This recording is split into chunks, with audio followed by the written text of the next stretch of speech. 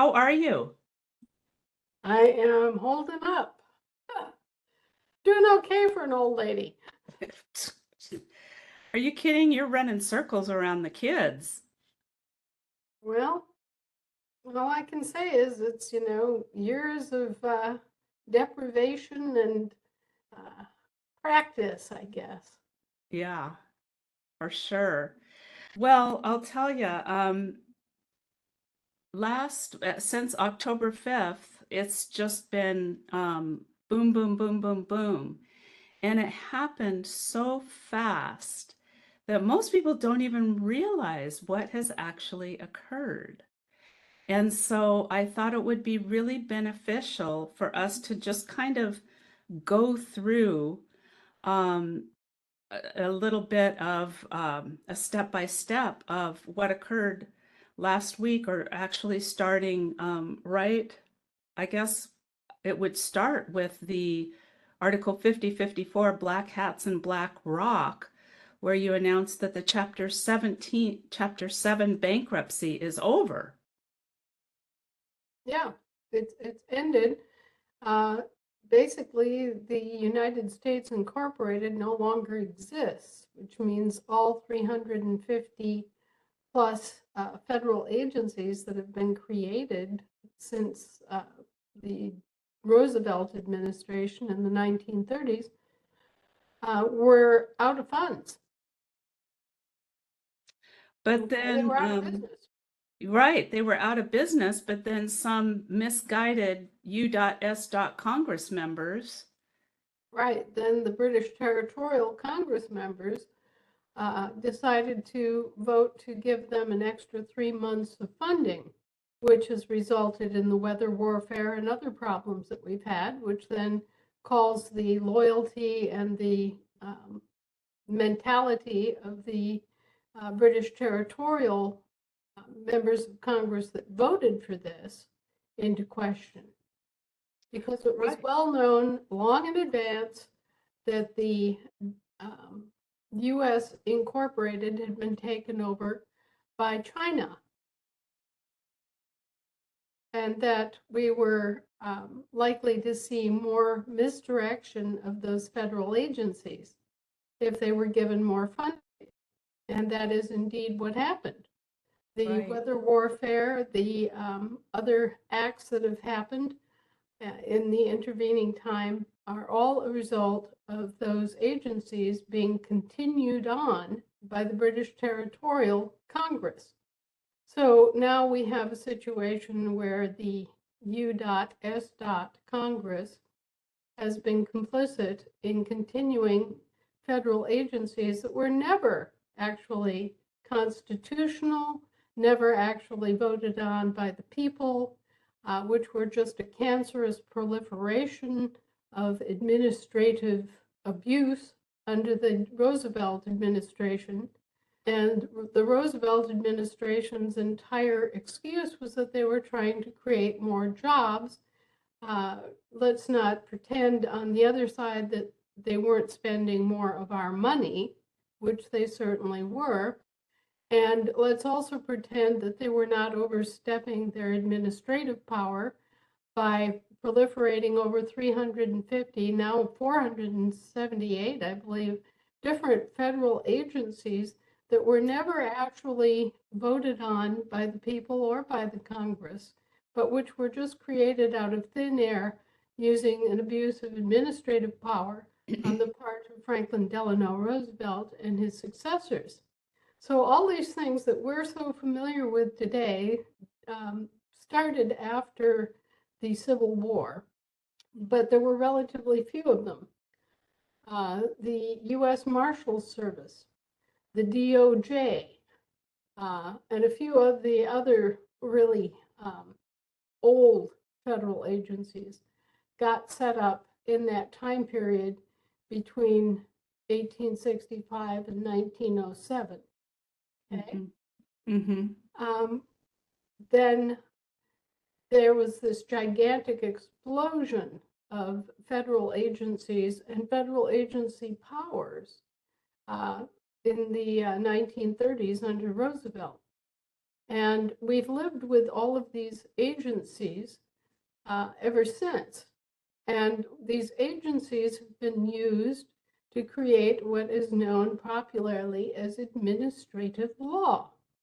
And what this comes down to is that a bunch of people who were never elected to any rightful position in government get to interpret whatever they think Congress meant, and then they create the administrative code and they enforce that as if it were law.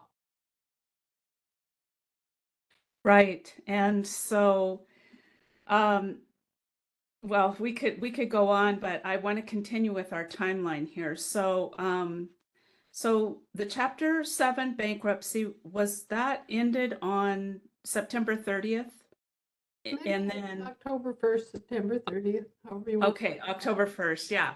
And so then they do the extension, they run the hurricane, and then FEMA comes in to, supposedly start cleaning things up, but we find out that FEMA is blocking and destroying or stealing supplies and just exhibiting all around bad behavior. So on 5056, Article 5056, you issue the FEMA notice that they are declared enemies of the state. When they're doing these things, Yes. If they are illegally confiscating goods, if they're commandeering services, if they're obstructing relief efforts by civilians, then yes, they are enemies of state by their own action, just as a murderer becomes a murderer by committing the act. Otherwise, if they are rendering aid and assistance and being positive and being helpful to civilian efforts, and combining forces with civilian efforts, then by all means, let them do so. But if they're going to obstruct and commandeer and confiscate illegally and do all these other things, then they are acting as enemies of state. Okay, so it depends upon their actions. If they're doing these evil things, then they're declared enemies of state and they can be removed. Now, they just recently, last night, had a number of our guys arrested on charges of obstructing a federally mandated activity. And we went in and our guys were released immediately in just a matter of a few hours when we invoked states' rights and went back to the 1910 charter that occurred after the first bankruptcy, what I'll call the first bankruptcy that occurred in 1907. Mm-hmm. Then in 1910, when they reconstituted the state franchises, they added in a rider from back in the day, way back, Revolutionary War times. They added in a reference to a claim that state law supersedes federal law on state land, and also that civilian rescue efforts cannot be impeded by federal officials. So we just took that out of our back pocket, and the judge had no choice but to release our guys, and they were happily back in the field thumbing their noses at FEMA. Was this Florida or North Carolina? North Carolina. Okay. But the same basic codicils exist on all those states, and it's just a matter of digging them out. But anyway, so state law supersedes federal law in the states within the state borders. And this also applies to civilian rescue efforts. So FEMA has been batted around the head and face for a good long time throughout this entire thing. And they are still getting their heads served whenever they poke up and want to play whack-a-mole. But, the whole thing is that they really don't have any business even being in our states. We don't want them there, much less obstructing of civilian efforts. So if they want to come and be useful and actually do their presumed job, which is to help people in the wake of a disaster, well, fine, good. We'll welcome their assistance. But if they don't do their job and they instead get in the way and try to commandeer goods and services and gasoline and everything else for themselves, well, then not so good. Right. And the other important point that you've made on several occasions very recently is there is no federal eminent domain. There is no federal eminent domain.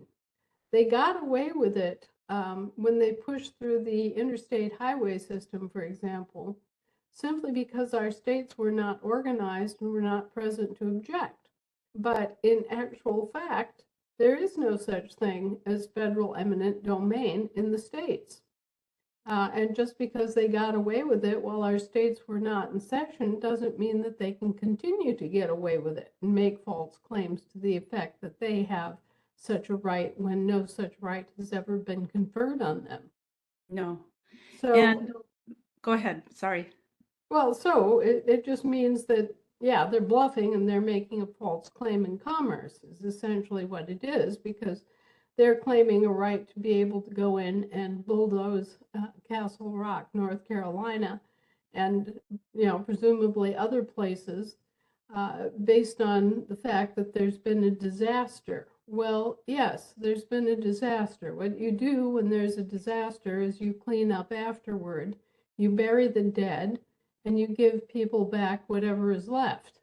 And you help them rebuild, or you help move the town to a different, less perilous location, or you buy the land from the people. You don't just condemn it and steal it and take whatever is left of their lives from them. And you certainly don't just bulldoze their family members into a landfill and start mining, No. which was the other offensive part of it.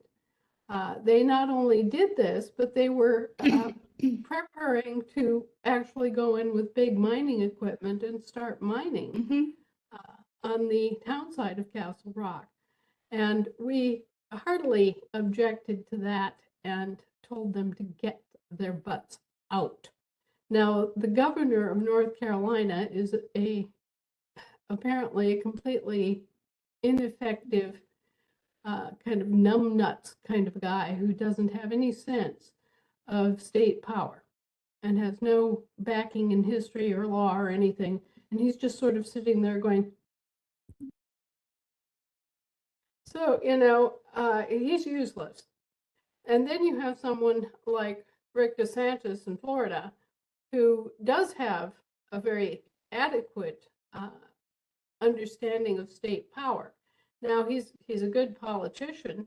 He plays nice with Washington, but he manages very well, thank you, to deploy all of the powers of the state in behalf of the people. And he did that in advance of Hurricane Milton. As you saw, DeSantis called in all of the chips and blue cards and got everybody together.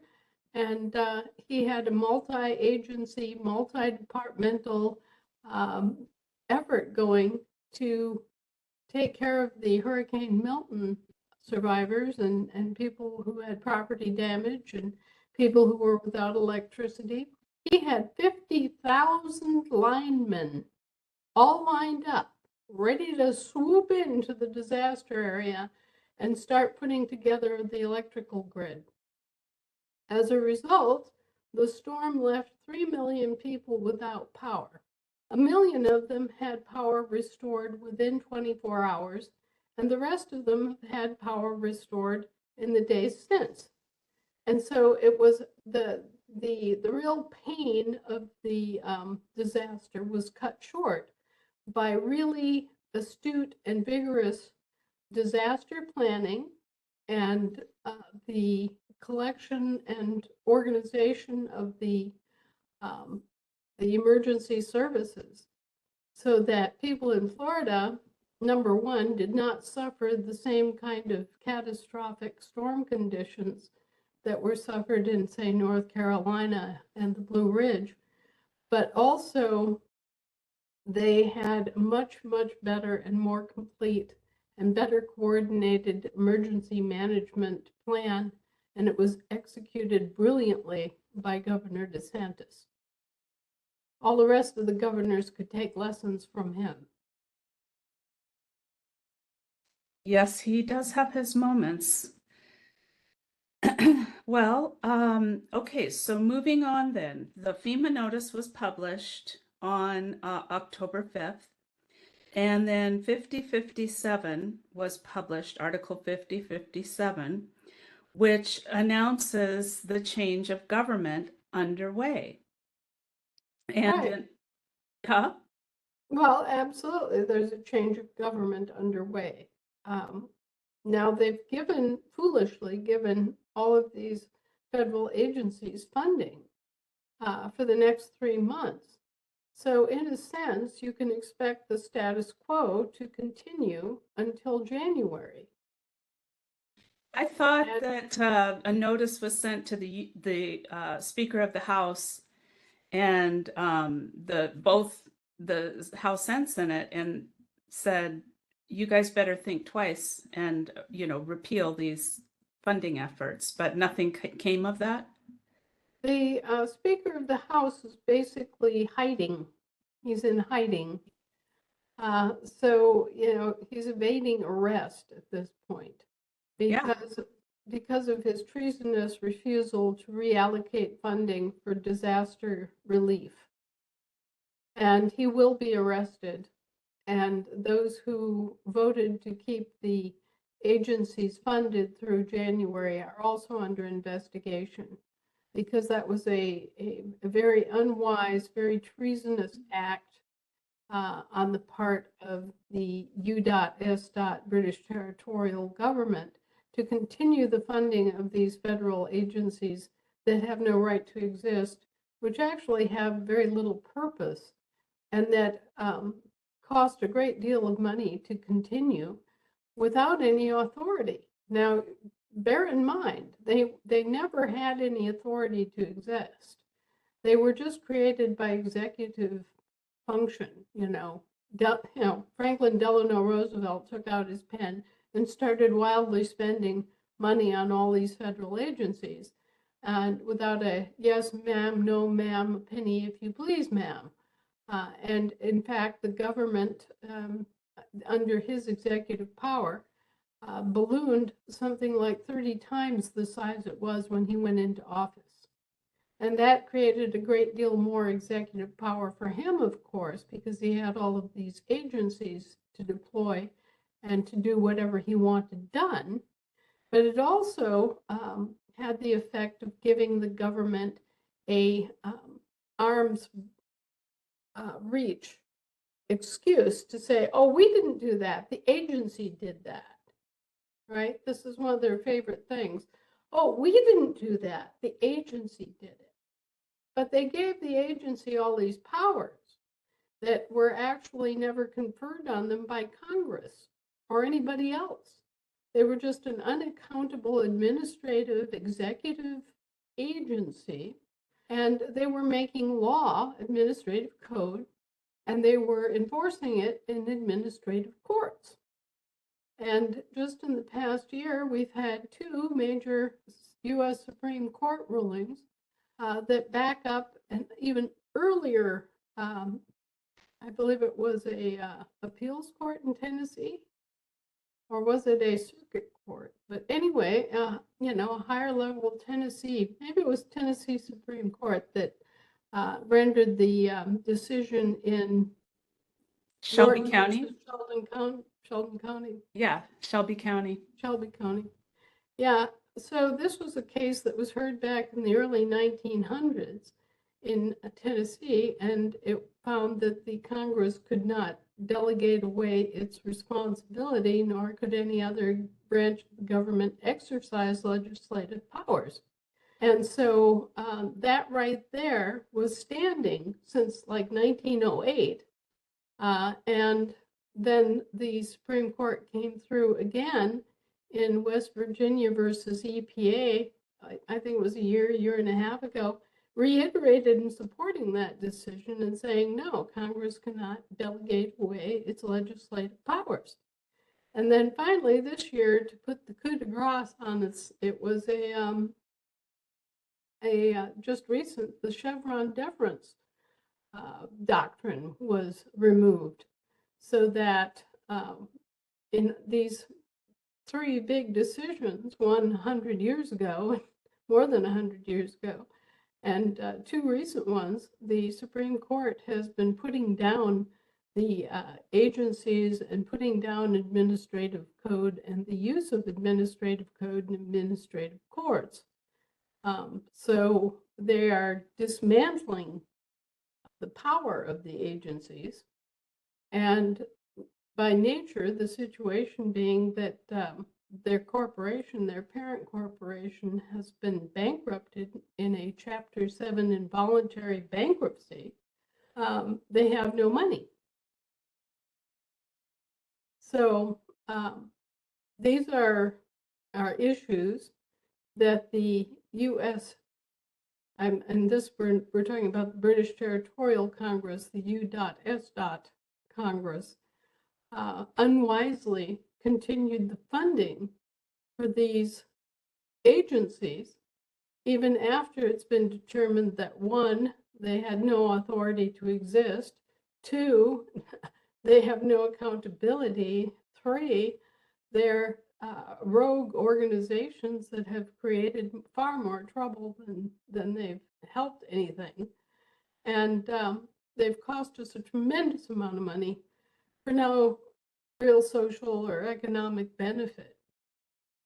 And No. so it was a very unwise decision on the part of the British Territorial Congress to extend additional funding to these worthless agencies for another 3 months, especially in view of the fact that these same agencies were known to be doing various things which were dangerous for life and health.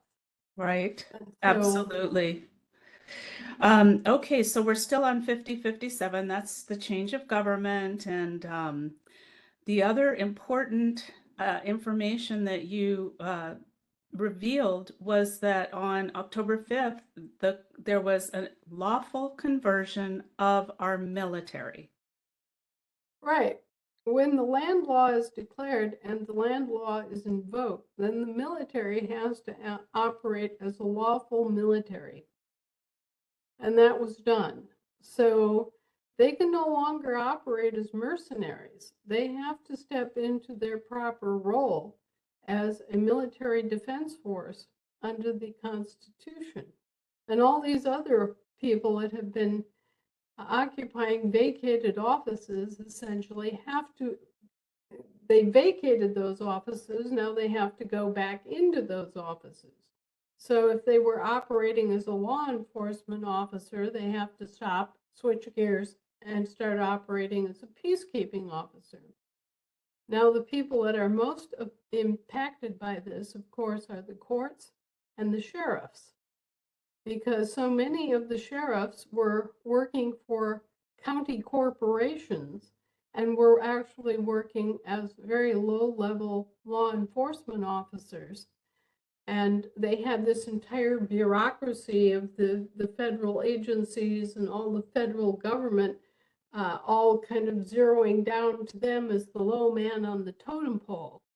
And so, the local county sheriffs were just pawns of the FBI and the CIA and the DIA and the NSA and the DHS and all these other, over a dozen different federal law enforcement organizations that would just come in and boss the local sheriff around and take things out of his hands and commandeer his equipment and his personnel and everything else, and just treat him like he was the bottom of the shoe, right? And in fact, when the land law is in effect, then the sheriff becomes the top dog. The county sheriff becomes the chief peacekeeping officer, highest ranking law enforcement officer in every county. Right. So they've all been kind of booted upstairs and told to occupy their land jurisdiction offices as peacekeeping officers. And they've all been advised what that means. They're now the top dog, and all these federales had better do what they want them to do in their county. Now, this power only exists within the county, within the borders of the county. One county sheriff can't go to the next county and boss people around. But within the borders of his county, he can tell any federal officer to jump, and that federal officer is required to jump. And the only exceptions are in areas where there's an actual federal enclave, like if something occurs in a post office or something occurs on a naval dockyard or something occurs in an army arsenal, then that's outside the sheriff's domain. But anything else, anything that is part of the common property of the state, he's the kingpin. He's the guy who gets to say yay, nay, or anything else. He's also the one responsible under land law for enforcing the law of the land, including the constitutional guarantees and limitations. So suddenly the county sheriffs all over this country are fully empowered, and they've been given their marching orders to occupy their peacekeeping offices. Exactly. And as one of our assembly members pointed out, Mac and Prince versus USA is no longer an option. They must enforce the constitutional guarantees. Right. It's no longer a discretionary issue. It is now required. Yep. Okay. We're getting a little ahead of ourselves because that sheriff's notice didn't go out for 3 more days. So we're still on the conversion of the military, October 5th. Some people are wondering, well, can they opt out if they don't want to serve a lawful military, if they want to be a mercenary, want to stay a mercenary? Well, look, all of these services were basically created under conditions of fraud. Right. The men and women who signed up and were enrolled and inducted were never told that they were signing up as mercenaries. So that voids the contract. There is no valid contract between anyone who signed a tour of duty contract and the offerer of the contract, because the offerer of the contract, be it whichever branch of service, never looked those people straight in the eye and said, you do understand that you are signing up to serve as a mercenary in a foreign political status, and that you won't be getting a share of any profit from what you're doing. You'll only be getting the education, the uniforms, the food and whatnot that are part of this contract. And paltry pay. And paltry pay. Yeah, exactly. So yeah, none of those contracts are valid, and anybody who wants to leave the service at this point can. Okay. Thank you for that. Now, should all of the military bases be flying the peace flag? Well, that's a good question. Certainly the land law is the peace flag. And at the county level, they should certainly be flying the peace flag anywhere that they're inside the United States. They should be flying the peace flag. Now, there's even a question of whether they have the right to fly the Title IV flag, because they disgrace themselves when they use the Title IV flag to such an extreme extent. Is the contract even still valid? And, do they have the right to raise the Old Glory, the Stars and Stripes, when they have dishonored it to such a degree? Um, you know, coming up with this phony status of mercenary conflict as a war and calling a mercenary conflict a war and then using a war flag. That is a gross dishonoring of the war flag, because it's sort of like calling a rape a disagreement, you know. It's trying to pander something off as something that calling a mercenary conflict a war is it's just not the same. It is not an honorable thing that they were doing. And it was not an honest thing. It was not honestly persuaded or disclosed.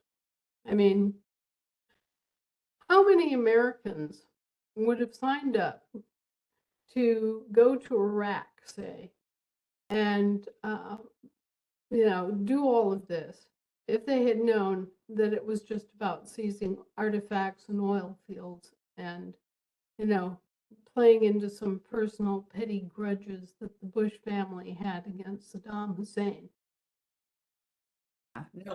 Nobody'd sign up for it. And when those people who were guarding the poppy fields and, raping and pillaging and plundering, started thinking about it, they're like, wait a second here. Yeah, Things what are are we not doing adding here? up. Yeah. Well, and how about Vietnam? It was not exactly unknown that Vietnam was a major, uh, sort of a club central for the smuggling of various kinds of opioid drugs out of the Southeastern Asia. It was also a place that was well known for its rubber plantations, which were considered key defense resources. And it was also a French colony at that point. And the French had been narrowly displaced by an actual Vietnamese government. And so, again, it was these old colonialist forces, these old line defense contract mentality people that were thinking of it in terms of colonialism, production of natural rubber, and control of the drug trade, the smuggling trade in drugs out of China and, other countries in Southeast Asia, which have an amazing plethora of different kinds of drugs that we don't have here because they have different flora and fauna. And so they have drugs that we don't even think about, which are extremely efficacious, and they're unknown to Western medicine unless you happen to study integrated medicine and you actually study Eastern herbs and drugs. You just simply wouldn't know about it. Right. Yeah, exactly. Well, so now, does that mean that with the conversion of the military, does that mean that there is a new paymaster? Serco is no longer the paymaster? We are right in the middle of negotiating all those things and doing the turnover that's necessary. There's a tremendous amount of work being done on the banking front to get the money and the assets secured, number one. Number two, get them deployed in a way that is useful to living people and not just banks or corporations. Our greatest struggle here is that we have to have the new system up and running in tandem with the old system so that there's a safety net for people, right? And at the same time, the old system is making a bid to recreate itself, basically do the little corporate revolving door thing. Well, here we're operating as the United States Incorporated, and here we're just operating as the US Incorporated. Change the name a little bit and do your little, voodoo dance, sprinkle some corporate dust over it all, and pretend that you're the same old thing doing the same old way, with under a different name, as if that makes what they're doing any more legal or lawful or desirable, which it is not. Right. You've seen the USD, they were trying to set up and release the US note, which was just a replacement for the Federal Reserve note, just another debt note and another debt note scheme. And so we put our foot down and said, no, we're taking possession of those notes right as they're issued, such that, we are claiming the entire indebtedness of our employees at the moment they're issued and converting them into credit notes. And the reason we're doing that is to avoid the interest that otherwise accrues on a debt which is unnecessary. Well, you pointed out that it's odious debt anyways. Well, it is. It's odious debt in many respects, but there are, of course, those relatively about 1 in 12 instances where it is a legitimate debt owed by a federal employee who is, in essence, in debt to us. Well, we don't want that debt mushrooming out into this humongous multi-trillion-dollar debt that is accruing gigantic compound interest charges on it, so that the interest is even bigger than the debt, when in fact we're already paying the debt off in every transaction. So, the odious part of it was the interest being paid on the debt. The debt actually existed momentarily, but in an instant of time between when, Fred ordered the hamburger and Joe delivered it. Gotcha. Okay, so we are still on Article 5057, and so that's where the change of government was announced and the conversion of the military to the new paymaster, and the request for the new paymaster. Now, in Article 5058, you go into great detail in explaining land law and what it means. And again, you reiterate that there is no federal eminent domain and that the corporations and the federal agencies must come to heel. Right. Well, and that's exactly what happened in court this morning. The right of the land supersedes the right of the sea. The right of the land and soil within the borders of the states supersedes anything that comes from the federal government, because again, I keep trying to tell people the federal government, all of the duties of the federal government, like the duties of the Federation, are international or global in nature. Right. They're offshore, okay? So the only thing that the federal government actually has or controls, in truth and in fact, are those things which the state governments have either given them under a use permit or given them for a special purpose as a grant, such as, in some cases, states have set aside a portion of land and said, okay, federal government, you can establish an arsenal here and use it for your purposes, for your defensive purposes. So there are those places that have actually been granted to the federal government by the state or have been use permitted, But there are not very many of them. No, there are not. And they are few and far between. And if the federales don't have a piece of paper in their hip pocket saying that the actual state, not the state of state, but the actual state acting in its independent and free capacity, granted the land to them, then they don't have any land. Exactly. Okay, so that was on the 6th of October. And then on the 7th of October, Article 5059 was published, so far as we are concerned, where you explain to people that the presidential election doesn't matter. It doesn't matter one iota, and that the popular vote doesn't count. It's the Electoral College, and people just continue to be completely confused about this.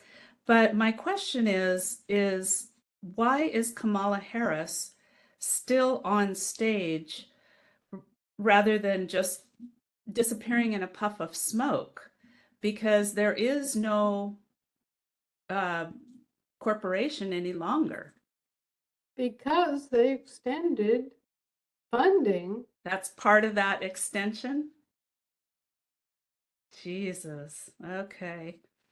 Yes, Then you're Article looking at 50. the Night of the Living Dead Corporation. And in fact, that's what happened within 3 days of Joe Biden being quote unquote elected under whatever suspicious circumstance. He lost the corporation and went into receivership. So he's been in receivership to the Chinese the entire time. Yeah, it's just crazy. Okay, and then Article 5060, International Public Notice of Land and Soil Jurisdiction Sheriffs. So this is where this was October 8th, and this is where you provided the public notice for the sheriffs. And I'm going to go ahead and share that so that people can see it.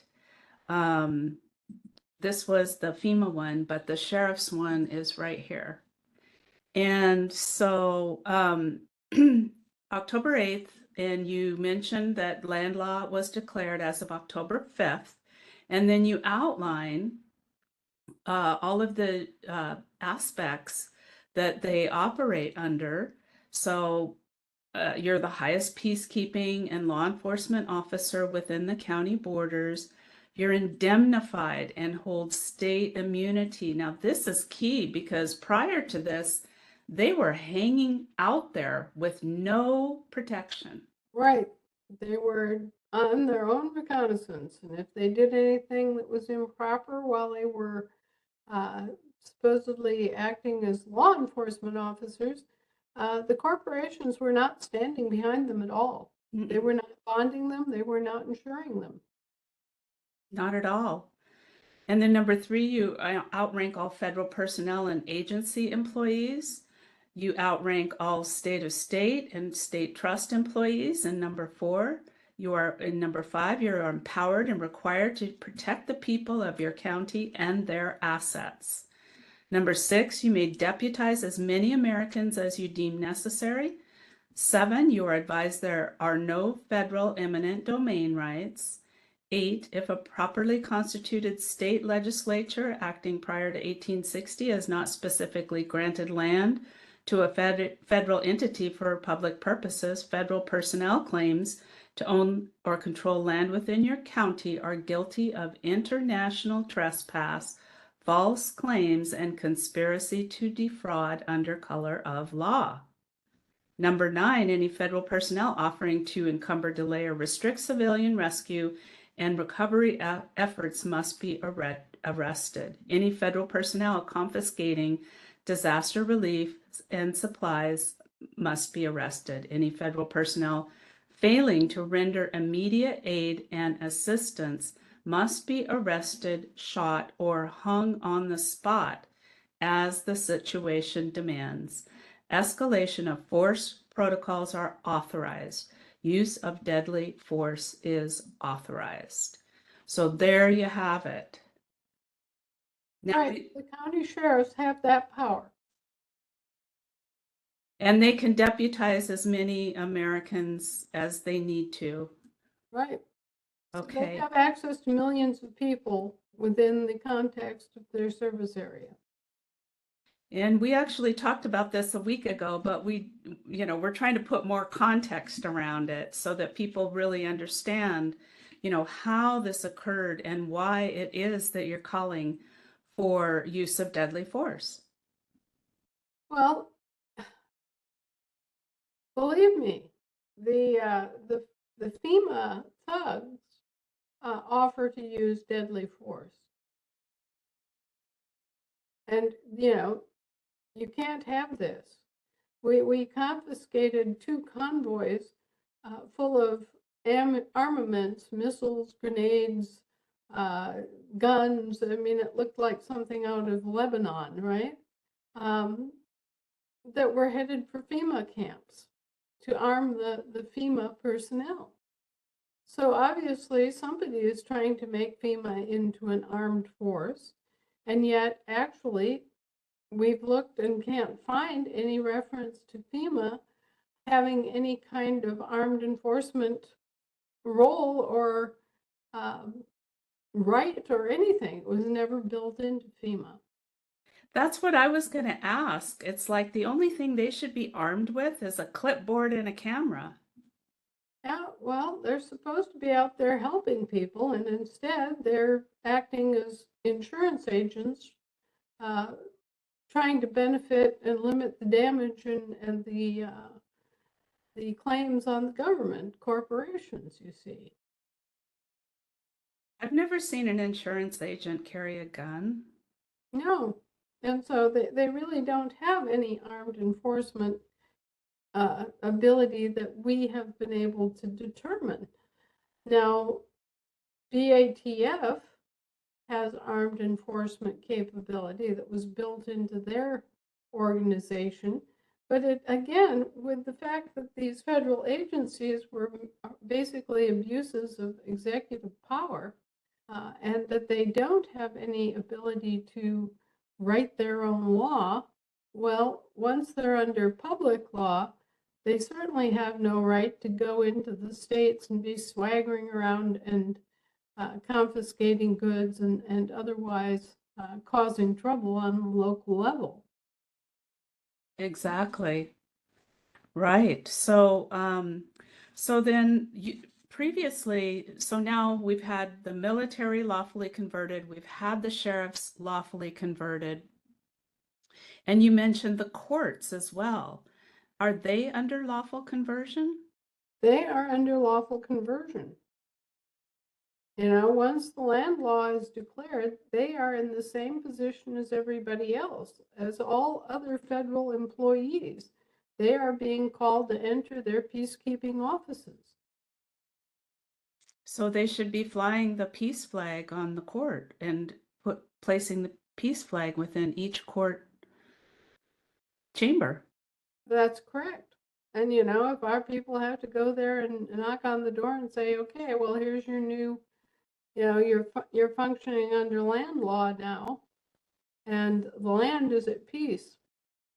The land has been at peace since 1814.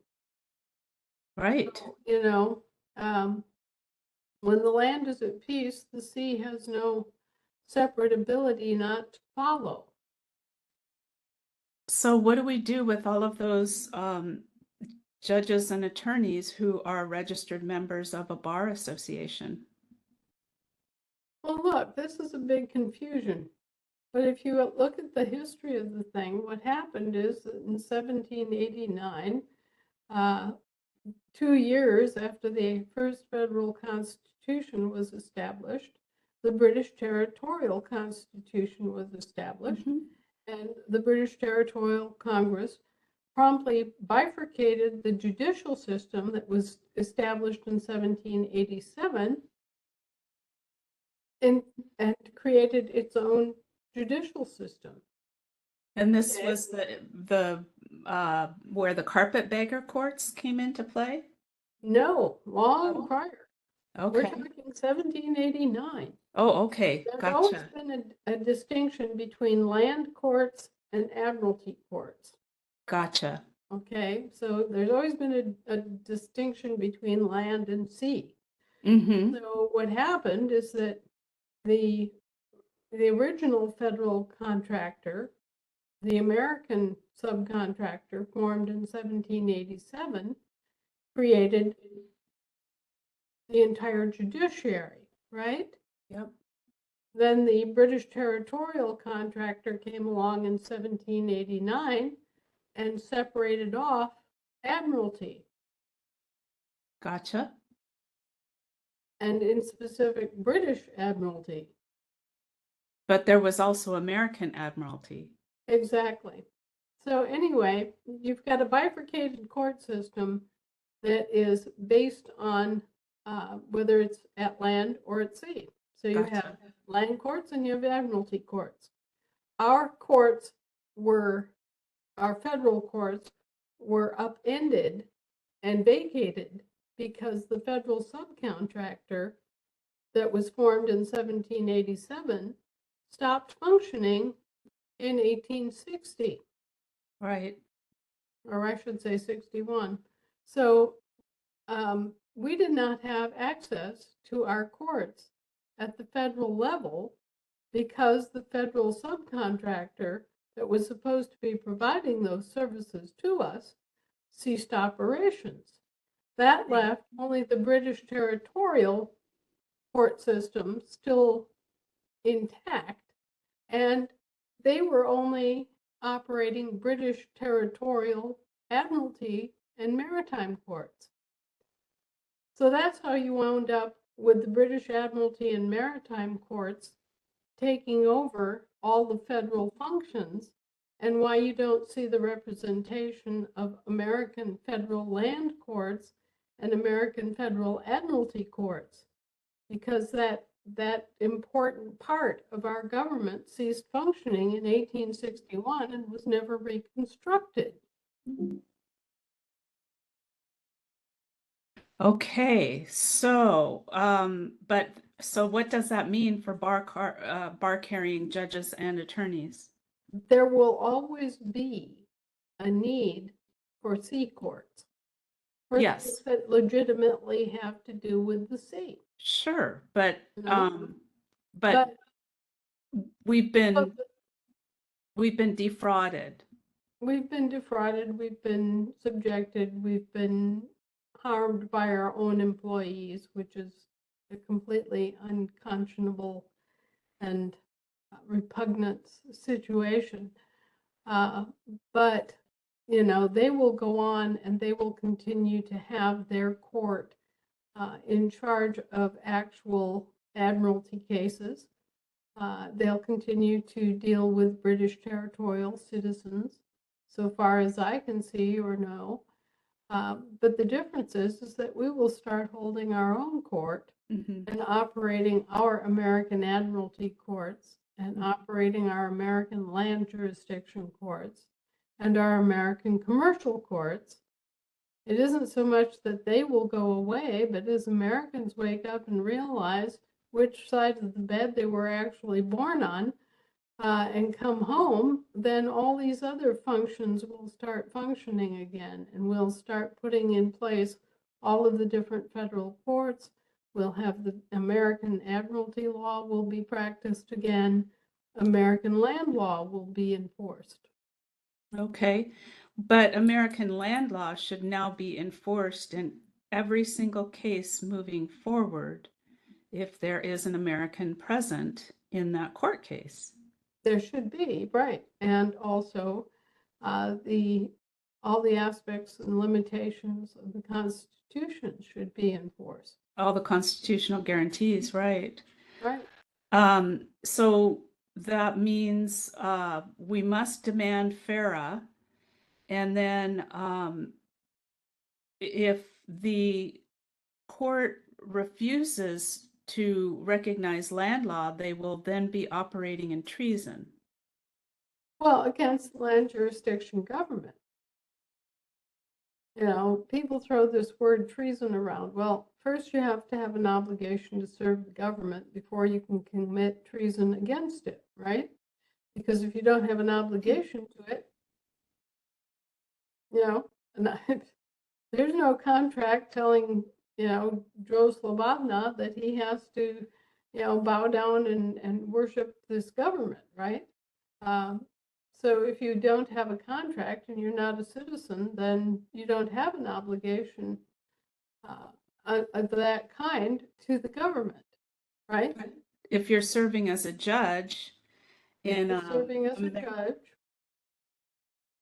you do. and yeah, if you're serving as a judge, you can commit treason. If you're serving as a politician, yes, you can commit treason. But Joe Average, just walking down the street, uh, is unlikely to commit any act of treason simply because he has no role that would bring him into a situation where that would be likely or even in many cases possible. Right. I'm not speaking of the average man or woman. I'm speaking specifically about the courts that are now converted to land law, and they must operate according to the law of the land. Right. Well, the C courts that have been operating have not been operating according to the law of the land because they've been operating under special admiralty and the presumption that our government is in interregnum. Okay? The instant that our government reappears and basically demands that they function under land law while on the land, then they are deprived of their chief means of coming in here and acting as inland pirates and confiscating and doing all the other things they do. Because Right. simply they're locked down under the contract again. So that's my point, is that now they must uphold the law of the land and enforce the constitutional guarantees. They can no longer pretend like we're out at sea. Right, and as if we were Vessels. voluntarily adopting British territorial citizenship obligations when we're not even aware of British territorial citizenship obligations. Mm-hmm. So what does that mean for the use of habeas corpus within court cases now? Well, they've never had habeas corpus since 1863. Remember, Lincoln destroyed the right of habeas corpus for U.S. territorial citizens. And when he did that, then by association and logical fiat, he also destroyed that for municipal citizens. But what if you're an American? If you're American, you still have the right of habeas corpus, but you don't have a court that will honor and enforce it. But we do now because they're under the law of the land. If they're under the law of the land when they come ashore, I mean, you have to think about this. You're a sailor out there on the high seas, and then you come to port, right? Mm-hmm. Well, at the port, you have what? A court. And that court is supposed to be dealing with you as a British territorial merchant seaman or as a British territorial officer in the Navy, right? Those are the two kinds of courts that are there. All right, well, if you really are a British territorial, that makes perfect sense. And you are obligated to British territorial law, correct? But if you're an American and you stumble in there, it's like you're an Italian in a German court, right? Yeah, but that's when it was a territorial admiralty court. But now we've got land law courts on all the counties and within the physical borders of the state, right? Right, at the state level. We're talking federal level now. Well, I'm talking, Federal courts, okay, go ahead. okay. So what it means is those admiralty courts and maritime courts have to honor the constitutions because they're where? They're on land. Mm-hmm. It knocks their special admiralty exemptions out the door because they are now on land officially, and they're not able to make these presumptions about our government being in interregnum. Right. They're essentially dry docked now. Right. And that goes for the Supreme Court as well, or the U.S. Supreme Court, or whatever that thing is. All of them. All of them. Okay, so federal courts, Supreme Court, and of course the state courts The Circuit state courts, Supreme appeals Court? courts, all of them are under constitutional demand to enter their vacated offices and to perform according to the constitutions. Okay. And are they all, while they are acting in their official capacity now, under land law, are they all indemnified as well? Bless you. Well, they might be, you have to make a distinction here. Okay. You're a sailor. And what does the land law mean to you? Just the phrase land law or law of the land. How many of us have heard the Constitution described as the law of the land and never Well, really thought about that from the perspective of a sailor? Okay, a sailor coming onto the land has to deal with the land law. And the Constitution is the law of the land. It's not the law of the sea. right. Okay. So they've been operating under the law of the sea on land as if the land wasn't there because they presumed that our government was an interregnum, blah, blah, blah, right? Right. So suddenly the land pops up and says, okay, we're here. We're invoking the law of the land. So suddenly they have to start functioning under the Constitution again, which, among other things, means that they cannot presume that everybody who walks through their door is a Brit and subject to British territorial law. Right. So are they indemnified? No, they're a separate foreign government. Okay. That's what I was looking for. Okay. Thank you. Let's see. And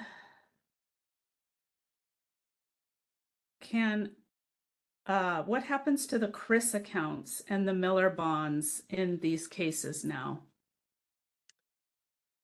And now I'm going to go out on a limb and say, I believe that the Chris accounts have already been seized and that the betting on court cases and the bonding of court cases has already been stopped.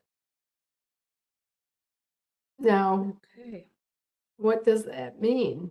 Well, it means that a lot of judges who were relying on pension funds from the Chris accounts are not going to have the fat pensions that they were expecting. Right. And so we should just be on the lookout for these, there's just going to be just a lot of shuffling that is going to occur within all of these corporate entities as they wake up and see the sun coming over the land horizon for the first time. Right. And there's going to be a considerable amount of changing of the guard because some people will not adapt to the change in political status.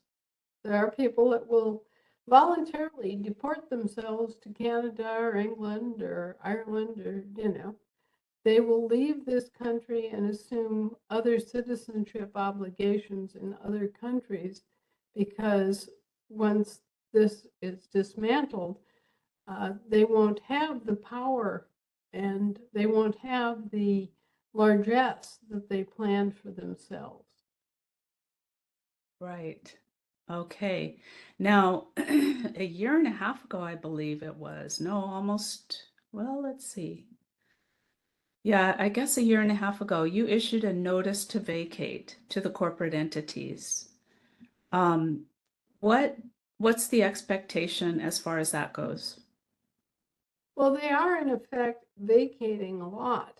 I mean, when you You can't occupy two offices at once. So when you enter your peacekeeping offices, you vacate Mm-hmm. the, law enforcement offices, for example. Mm-hmm. When you become mayor, you're no longer the mayor of, you see. Mm-hmm. So a lot of this stuff will take place and people won't even know what they're seeing. Right. So how did the sheriff notice get deployed? Um, because all of the state assemblies, of course, are talking about sending their own notices to the county sheriffs. And I'm just wondering what you would recommend as far as providing notice. All they have to do is copy the notice that we created, and that is sufficient notice to the sheriffs for sure. They don't have to have a separate state assembly notice of the fact. It does fall under state law.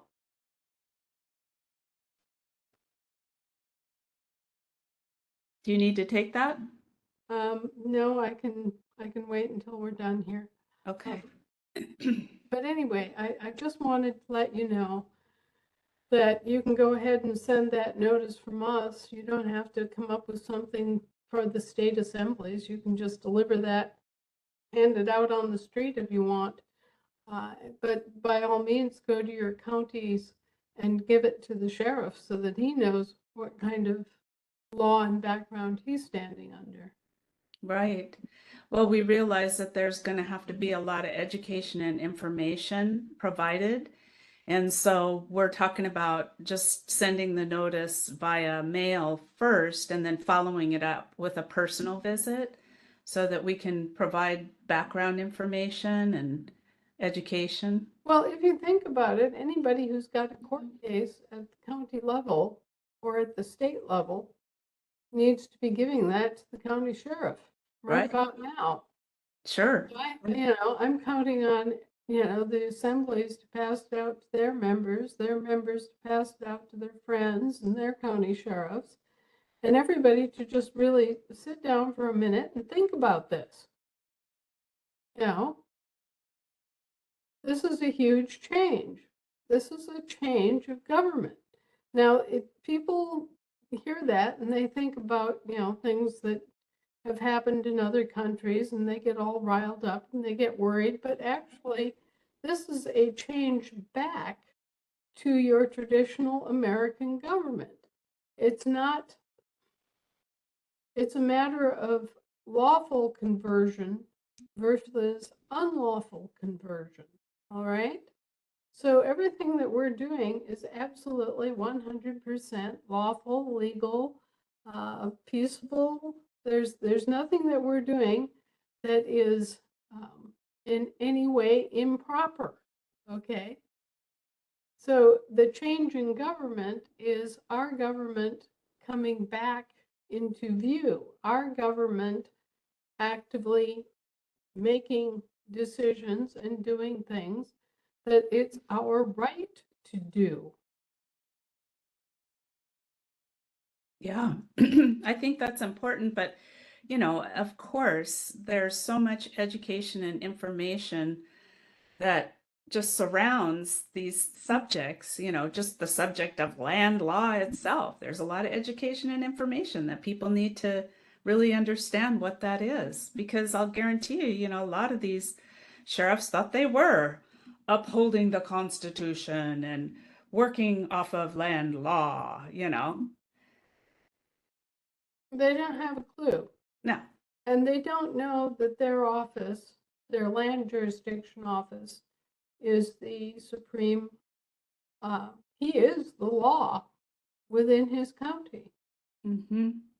Yeah, well, but they weren't that way under the corporation thumb, like you said. They were like little lapdogs, and it's like when the corporation said, "Go evict Terry Somm," they did. Right. And now all of a sudden they realize that the responsibility is on them, but with the responsibility comes also the authority and the right. So they are now being forced into their peacekeeping office. They have to defend the people. They have to defend people's assets. And they have been given the authorization and the authority to do so. Right, but that's my point. They don't even know what that means. So I think there's a lot of discussion around the coffee table. Well, and there probably will be, and there'll probably be instances where these men and women need to be told. Frankly, they just need to be told up front, okay, well, you were operating as a corporate employee, and now you're operating as a public official. And that's the difference. You know, suddenly you have authority that you didn't have before. Suddenly you have responsibilities that you didn't have before. And the responsibility is owed to the people of your county to protect them and their assets, period. You know, I keep telling this to the assemblies. I keep telling this to the coordinators. And, you know, it's like I have to say it 10 times before it kind of comes through the thick rind and they start thinking, oh, well, she has been saying that the only reason to have a government is to protect the people and their assets. I've been saying that, you know, the first, last, and only real duty and reason to have a government is to protect the people and their assets. It's not to politic. It's not to play corporate boardroom games. It's not to keep people out. It's not to keep, you know, it's not to try to grab your little power group and your little cronies. No, that's not what it's about. The only thing that you should be thinking about and doing as a coordinator and as a state assembly is protecting the people and their assets. If you're Exactly. not doing that, you're not doing your job. Right. And if you don't do Exactly. your job, the rest of us have no reason to support or pay you. Yep. Okay, so we're going to keep going here. 50, Article 5061 are capitals and language. And this is where you again request the new paymaster and demand that the banks provide the proper forensic accounting and auditing, and all reports due to you as fiduciary. Well, you know, the bottom line of this is when you first look at it, it's completely crazy and awe-inspiring, and how could anyone ever do what they've done? FEMA, for example, asked for the U.S. trustees to appropriate $7 billion to pay for FEMA employee retirement and pension benefits for the next 100 years. That makes no sense. They wanted to prepay the pensions of FEMA employees for the next 100 years right now out of your pocket. Now, do you think that once the actual fiduciaries of the people walk into this and they see that they've done this outlandish thing, don't you think that a fiduciary is going to go, you know, maybe 3 years, maybe 5 years into the future, but 100 years? You know, come to that, who says we need FEMA at all? That's what I was thinking. They haven't really done their job. No, And, they haven't. they've morphed into something that we never asked for. That wasn't a service that we asked for. No. So, you know, quite aside from, you know, bankrolling a pension service for an agency that was not authorized to exist in the first place, Why don't we just kind of, right, get rid of all these federal agencies, take all the money back that they've cashiered using these kinds of accounting tricks, and reapply the funds and the resources to doing things that are practical, that do work, and that matter. I Absolutely. mean, doesn't it make more sense that disaster preparedness and planning should take place at the county level? And that the state should be the one coordinating efforts between counties? Yes. And Absolutely. if the federal government has any role or part to play at all, it would be more in the realm of providing communication networks. Or just, yeah, communication facilities. Right. Yeah. Instead of tearing down all those ham radio towers, you should be building them up and making more of them. Exactly. So you see, we've had everything upside down and backwards for so long. I mean, we've been living in a capsized boat where, the servants have been the masters, and the masters have been treated like little babies or mental incompetence, uh, while our servants, our public servants, have been lording it over us instead of being held feet first to the fire to perform. So, when will the states get access to their trust? When will the state assemblies get access to their trusts?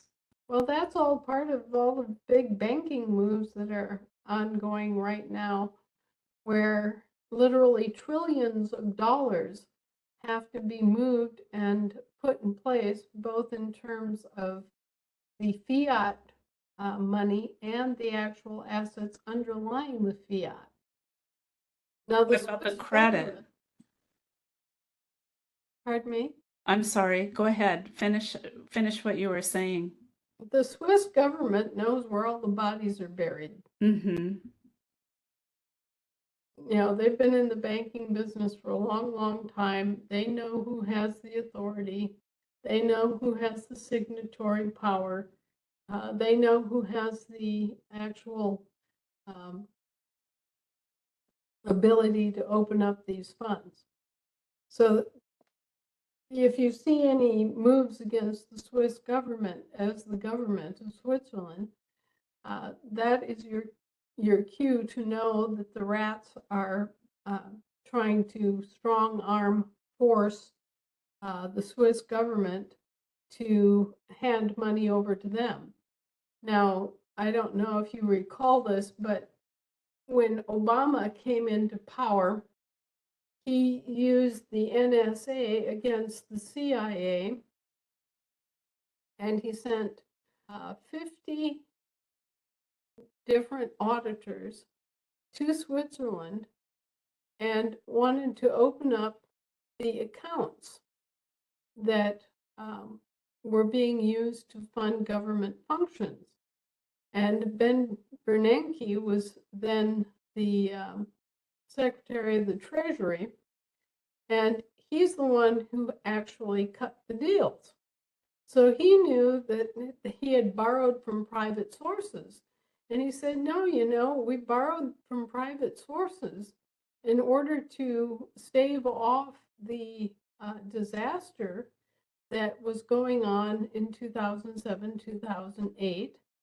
And we have created these accounts based on private money, and it's not subject to the United States or the President of the United States because it's private money. And the government of Switzerland said, yeah, Mr. Obama, your guys can stay here as tourists and have a good time in Switzerland, but they're not going to get access to any of these accounts because you're not signatories to them. Whose private money was it? It belongs to Julius Scheibe. That's what I thought. And so they were using his funds without his permission.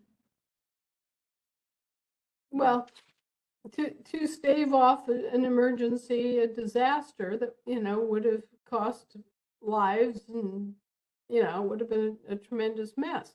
But yes, they're using his private funds to support the governments of the Western world. All 65 central banks that are members of the Bank for International Settlements are funded using Julius's money. And they're also funded using our money. There's no excuse for what's been going on in Washington, D.C. They are trying to avoid paying us back. Right. That's Now, why they're trying to kill all these people. They're killing their priority creditors. That's right. why we've had the pandemic. That's why we've had these disasters. They're trying to kill their creditors. These are venal, vicious, corrupt corporations intent on killing their creditors and continuing their fraud scheme and continuing to kick their debts down the road and continuing to do all this future indebtedness, which is totally bogus. It's all fraudulent. It does not exist, and neither does the interest on these quote unquote national debts, which actually and factually vaporize the moment each transaction is made. So, you've got a screwball, dishonest accounting system at the heart of this. You've got a double accrual accounting system, which is another screwball accounting system that is dishonest as the day is long. And you've got these two things colluding to make huge amounts of money for the banks and the bankers at the expense of the public for no justifiable reason. And the reason they've been getting away with this is because the members of Congress have merely been representing you. They haven't been acting as your fiduciary deputies. Therefore, they've had no accountability about the way that the money was spent or how it was accounted for or anything else. They've just been running like a bunch of wild dogs, doing whatever they wanted for so long that they now think that they have a right to do this. And it's up to us to stand up and say, no. Hello. Remember us, your employers? All those nice people that pay your salaries? Hello, here we are. That we should even have to do this is absurd, but we do. We have to do this because they've forgotten who they work for. They've forgotten a lot of things. So that money that you were talking about, is that actual assets or is it the assets and the credit? What is that comprised of? Well, you've got two classes of money. You've got actual money, which is assets, physical assets, and then you've got commercial script, which is credits, bonds, all that stuff, stocks, blah, blah, blah. Did you know that the stock exchange hasn't been exchanging ever since August? No, I didn't know that. Which stock exchange? There's several. The stock exchanges have not been working since August. None of them? None of them. Even the Saudis? Yeah, what we're seeing are it's all just generated. Oh, you mean it's AI? Yeah, it's all just you're seeing this come across the screen, right? Like a ticker tape parade, but it's not real. Well, it never It's really because, has yeah. been. Well, the thing that I find amazing about this is that, oh, the New York Stock Exchange stops, it shuts down, it's Black Friday, everybody panic. Well, guess what? The commodity rigging that has gone on here for all these years has meant that they had to shut the stock exchanges down. But there's not a word. You never hear anything. And it appears to continue on, as if nothing happened. Oh, that's hilarious. It's the epitome of the stupid BS stupidity that these and their games that they're playing. That's just the ice cream on top of the cake. Little red cherry perched on the big Right? pile, right? Yeah, it's absurd, and all this stuff is happening in the background, and the people on the street are totally oblivious, kept totally ignorant of what's happening with the finances and all the things that are being done, and all the different players that are at the table, and those that are uh, bringing action in other forums. It is crazy out there. Yes, it is. And people do not understand money.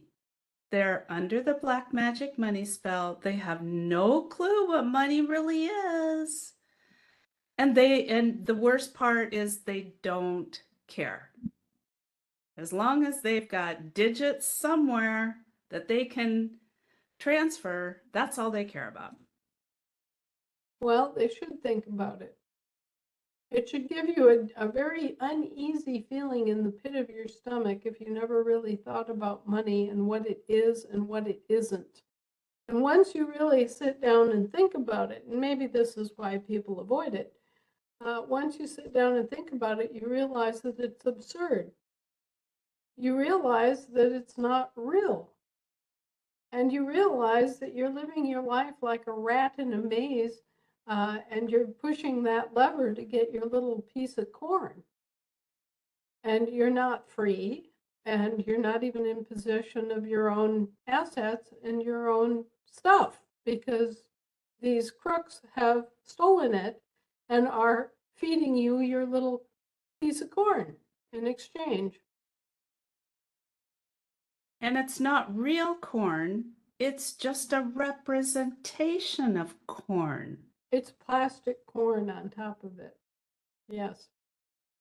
So once you realize that it's just a giant fraud, and that money is not real, and that it's all just a form of idolatry coming down from ancient Babylon, then you realize, oh, well, why are we doing this? Why are we bowing down to this icon, this picture on the wall? Why are we, chasing our tails and giving up our time and our attention and our lives and chasing after plastic corn? This is ridiculous.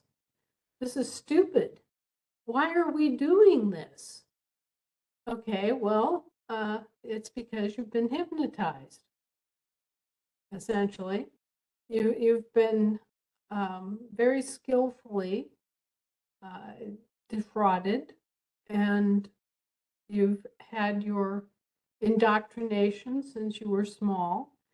And anytime that you really wanted to delve into the subject of what money is or isn't, nobody was there to talk to you about it, were they? Your parents didn't know much about it, even those that were wealthy. They were using money and taking money as a given, and nobody ever really got down to brass tacks and said, hey, this is dumb. This is like praying to a little handmade tiki god that you made yourself. I mean, it's ridiculous. It's a form of idolatry. Oh, and those bills in your pocket that you carry around, those are graven images. Ah, make not graven images. Well, what do you have? You have an engraving plate that prints off these graven images, right? Right. So you're involved in an ancient form of idolatry, and you don't even know it. And most of you, Muslims, Jews, and Christians, have been forewarned and told, don't do this. Don't make graven images. Don't make images of anything. Deal with what's real. Deal with God as God. Deal with books as books. Deal with, what's in your hand. Be real. And yet, that here we are, we're all using graven images. And it doesn't matter if it's a graven image of a bill, like she just showed you, which is literally an engraving, right? You have all sorts of graven images. What's a promissory note? Well, it's words on paper with a signature. And what is that? That's, again, a graven image. You have engraved your signature on that promissory note. All of this is about idolatry, foreign, ancient, Babylonian idolatry. And it results in the worship of money.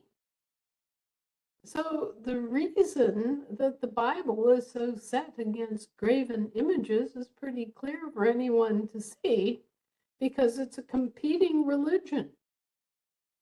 And, what are the gods of this religion? Well, you've got Baal, and you've got Mammon, and you've got Baphomet and Mammon. Okay, and Mammon is money. So you've basically got gluttony, you've got sex, you've got money. Greed, Oh yeah, well, greed's in there with all of it. sloth, All of ignorance. right. Basically, you've got the 7 deadly sins and the 7 saving virtues squared off. Okay, and people don't even realize it. You know what's so Instead, funny? I love to when I'm at the grocery store and I just bought my groceries with $100 bill. Well, they have to take it to a special machine to validate that it's real. And I say to the cashier as we're waiting for that to be validated, I say, what's really funny is that you're going to validate something that isn't real. There's no value in that $100 bill. It's not worth anything. it's just a piece of paper. I mean, I had this argument with the people I was living with many years ago about paper money. I said, look at this. I mean, it's just a piece of paper. That's all it is. And it costs like 4 cents at that time, 4 cents per bill to print it. So, actually it's worth 4 cents no matter what the face value is. So if it's a dollar bill, it's worth 4 cents. If it's a $5 bill, it's actually worth 4 cents. That's all that's put into it is 4 cents worth of printing costs and paper. And they just couldn't get this through their heads. They were, it's absolutely obvious. You could set little kids down at a desk with some pieces of paper and have them write 1 and 5 and 10 and 20 and 100 on them. And, hello, think about this. This is stupid. This is fraud. This is, and it's obvious fraud. I mean, it's not something that you have to think about for very long to realize that this is dumb. This is idolatry. This is something so pointless and so stupid that we shouldn't even have it. It shouldn't be part of our lives. And the other thing is that we need to realize that we're the source of anything valuable. I mean, actually, creation is the source of everything valuable. But in terms of valuing it, we're the ones that ascribe or value anything. It doesn't matter whether it's labor or whether it's some sort of physical commodity. I mean, I'm willing to grant you that lumber has value, but if I don't have some construction project that I want to do, it has no value to me. Okay, I will grant that milk has value, but if I'm lactose intolerant, it doesn't have any value to me. Okay, and so we're the ones that are giving value to things in the external world. We're assigning value to a person's labor. We're assigning value to a commodity like corn. We are assigning value to everything that you can see, everything that you can feel, everything you can do, everything you can touch is being assigned value by who? You. 33 trillion volts of electricity worth. Right. And you're assigning value to things. So if you really stop and look at this whole system, it's phony as a proverbial $3 bill. And we're really having a hard time getting past that mental leap of realizing that it's phony and dealing with it accordingly. Yeah, it's so true. And that's why I love having that discussion at the grocery store because most of the cashiers are aware. They're like, yeah, you're right. It's all fake. Yeah. When we step back as living, breathing grown-ups, we realize that there's really nothing all that much different between the graven images that we are using as a medium of value, right? And monopoly money. Personally, I like Monopoly money a lot better. It's simpler. It's nicer colors, and it's easier to use. Yes, it's all stupid. It's all stupid. It's, I'm afraid that we have really shown ourselves as a species to be dumb. Yeah, dumb, dumb bunny. and, and subject to so many superstitions and beliefs that are irrational. hmm Well, that's because, okay, let's break that down. Why is that? Well, number one, because you don't know who you really are. Number two, because you're looking outside yourself for the answer when your creator gave you all the answers from day one that you were born. You were given everything you could ever need to know, ever need to do, ever need to use. You were given all of it because that's how much your creator loves you. But what happens?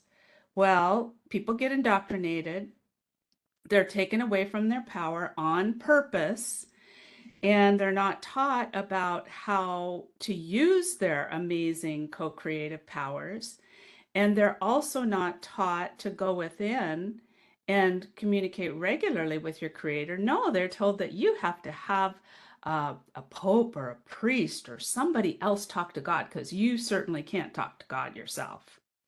Right. And then on top of it, they make sure that you don't trust yourself. You know, Right. nobody knows your body better than you do. No doctor will ever be able to tell you any more about your body than you will. So, we just don't trust ourselves. And most importantly, we don't have self-love for ourselves. There is Right. so much self-love lacking out there. It's not even funny. So, anyways, that's my Well, little well, rant. I believe you're right. We have 13.8 billion years of wisdom and record recorded right in our DNA and every cell that we possess. Okay, so after 13.8 billion years, if we don't know it, we just aren't going to know it, right? But okay, But then look at it like Billy Carson says, you know, you're born and you're this wonderful, living, breathing being, right? And what happens? Immediately, you're given a name, you're assigned a religion, you're, you know, characterized and described as being a color and a race. And, you know, you're given all of this. It's just like it's downloaded on you. And you never have any chance or choice. It's just boom, you are a Hindu and your name is, uh, you know, Pavarati Singh, okay, and you're going to be a member of the uh, Brahmin class, and you're going to be this and that and that and this, and you're going to have a certain social status, and you're going to have a certain amount of money, and you know, you have all these responsibilities too. Don't forget, and you know, this is downloaded on each one of us. We get this, you know, dump on us that okay, you know, you're a dairy farmer from Oconto, Wisconsin, and you know, you're a Norwegian uh, by, you know, by heritage, but you're an American because you live here. You know, all this stuff, it just gets, and the poor little kid, I mean, they grow up and they accept this identity, whatever it is, without any questioning. They never ask, is this true? Does it have to be that way? What does it mean? I mean, okay, so I have a light colored skin, therefore I'm white. So what? I mean, it's sort of, try to imagine yourself being a horse and you're a bay or a chestnut or you're black or you're white or you're pinto. And you're sitting there and going, well, okay, so what? These are just names. These are just labels that are attached to, you know, help describe things. They really don't have, they don't intrinsically have any real meaning beyond that. And so there's so much of this that just gets dumped on us as children, and we never have a chance to even examine it. You know? Yeah, exactly. Exactly, but it's wonderful to practice your self-love, and it's wonderful to practice your meditation and to go within and to get grounded and, you know, allow yourself to just wander, you know, and ask your own questions and um, you know, have that conversation with your creator, you know, as you say, Anna, ask and it will be answered. Knock and the door will be answered. Well, and that is the truth. There's so much to this that is kind of crazy making. There's so much unrest. There's so much uncertainty. There's such a great degree of potential for chaos. Okay. I think many people are feeling very kind of weirded out and they're acting weird as a result. And, you know, I think maybe the best thing that we can do is think of what we want. You know, keep our attention focused on what we want, the future that we want. And don't let your attention be transferred to somebody else's drama or somebody else's chaos that they're creating. You know, we have the power to create the future that we want. We're all co-creators, right? So we keep focused on the future that we want. And when the mass media and all these other people are over here creating chaos and fear and fear mongering and war mongering and all this stuff, we're just sitting here like the steady beam of our own little radio station saying, "Yeah, no, I choose peace. I choose justice. I choose abundance. You know, what I want that I'm thinking of, that I'm preparing for, that I'm broadcasting into the world is not that message. Okay? I'm thinking about my happy place. I'm thinking about what I want to leave behind as my legacy. I'm thinking about what I want to give my child in terms of wisdom and grace. I'm thinking about how I can be a better person. You know, I'm focusing on things that matter to me. I'm not focusing on Diddy killing Michael Jackson. Okay, this is, I'll just pick one of the, really sensationalist headlines of the day that this basic all-around manipulator killed Michael Jackson. You know, that people are putting so much energy into that and things like that. And war in the Middle East, oh, there's so much attention focused on Lebanon now. Well, what we should be focused still on is Gaza. If we're going to give any of our attention, it should be the Gaza Strip and what's going on there in the wake of the Holocaust-like destruction that took place there. We really need to be thinking, to the extent that we are thinking about these things, in terms of changing them. Instead of following along with the mainstream media narrative, given the information about Gaza, what we should be doing is visualizing a whole new thriving community and a completely restored and rebuilt community.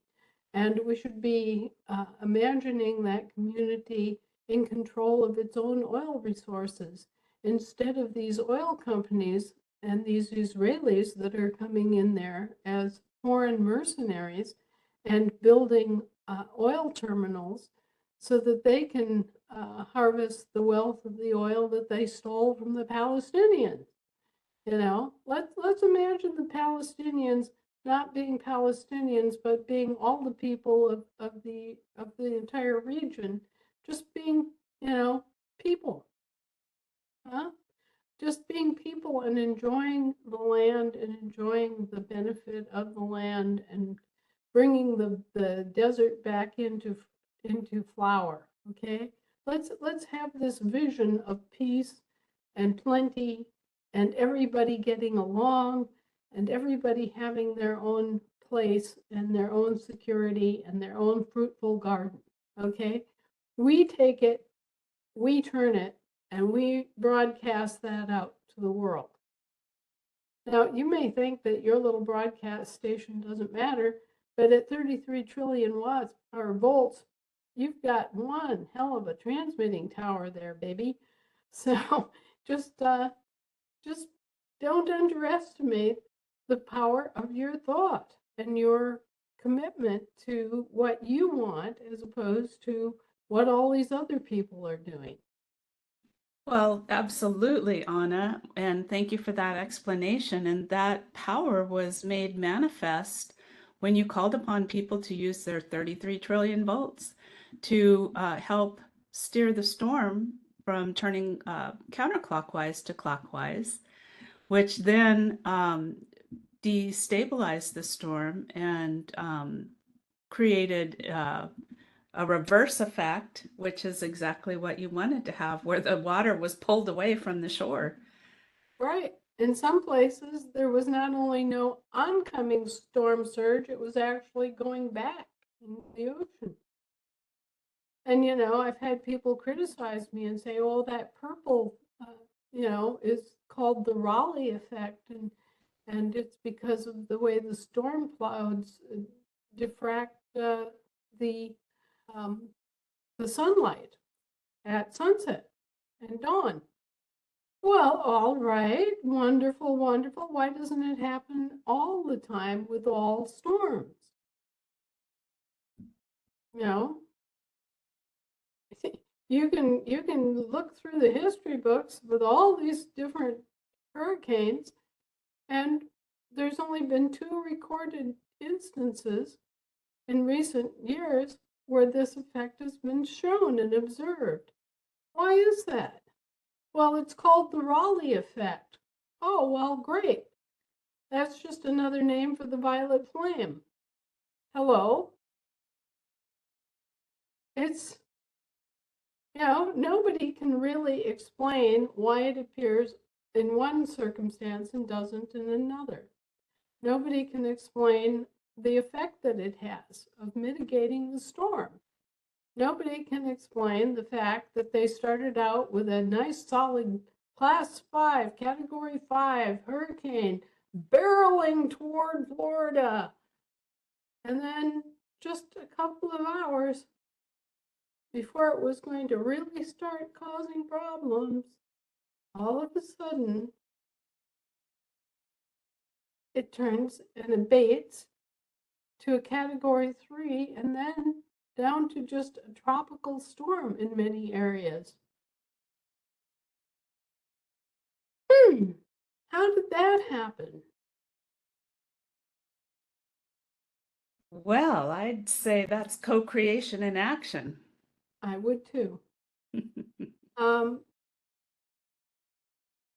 talking about co-creation in action, our guys in North Carolina are continuing their round the clock, and so are the guys in South Carolina and in parts of Tennessee with round the clock airlift and search and rescue. The gap between the living and the dead is narrowing. So it's getting to that point where search and rescue turns into recovery, which happens when the number of dead being recovered is greater than the number of rescues. So we're at about 700 rescues and just shy of 600 dead in the last reporting period. And they're continuing, the rescues just narrowly outnumber the number of bodies. So we're getting to that tipping point where it's going from rescue to recovery. What we're finding is that there is this delay in communication between the front line of the disaster relief and what people are really needing. And so we've gotten to the point where food and water are no longer the major, most urgent concerns. And we're moving on into the kind of stabilization and begin the real recovery phase. And if you've never been in a major disaster, let me kind of walk you through it. First, there's the disaster, okay? And there's all the scrambling around and the disorientation and the shock and everything. And then you have to clear away the debris. So now we're entering the debris cleanup phase of everything, because it's not just the disaster that is the disaster. It's what you have to do to just clear things away to get back to ground zero where you can do something with it, right? And so it's not bad enough you have a burned house, but you also have to clean up the debris from the burned house. And it's the same thing with a flood like this, where it's not bad enough that you have a house that's been completely devastated and ruined. Then you have to go back and remove it. You have to dig a big hole and bury it, or you tear it down in one way or another and cart it off. And you have all of this debris cleanup. And some of the debris cleanup has actually come from other, up the river, has come down and hit your property, and you're going to be cleaning up all that too. So now people are at the stage, more or less, where the shift is toward, in the mountain areas, warm clothes, fuel, stoves, clothes, and they're not looking for canned goods so immediately as they were, right afterward. The food things are being slowly sorted out. But now they're moving on into this debris cleanup, and they're also moving on into the colder temperatures up, in the higher elevations of those mountains. It's already down to 40 degrees. So we're seeing a significant number of people that have died of exposure, just simply exposure. So now the race is on to provide shelter, to clean up debris, and to stay warm and stay fed in the midst of all of this.